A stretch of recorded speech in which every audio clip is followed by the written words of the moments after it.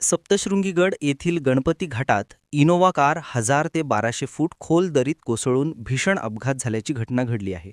या अपघातात सुरुवातीला 5 जणांचा मृत्यू झाला होता.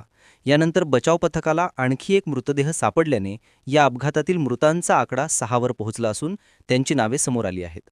कीर्ती पटेल वय 50, रसिला पटेल वय 50, विठ्ठल पटेल वय 65, लता पटेल वय 60, वचन पटेल वय 60 आणि मणिबेन पटेल वय 60 अशी मृतांची नावे असून हे सर्वजण निफाड तालुक्यातील पिंपळगाव बसवंत येथील रहिवासी असल्याची माहिती मिळाली आहे.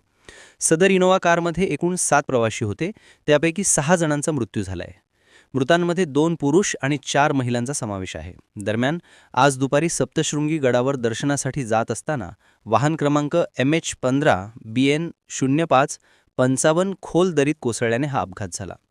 या अपघाताची माहिती मिळताच स्थानिक नागरिकांसह पोलिसांनी घटनास्थळी धाव घेत तातडीने बचाव कार्य सुरू केले. सध्या आपत्ती व्यवस्थापनाकडून दरीतून मृतदेह बाहेर काढण्याचं काम सुरू आहे.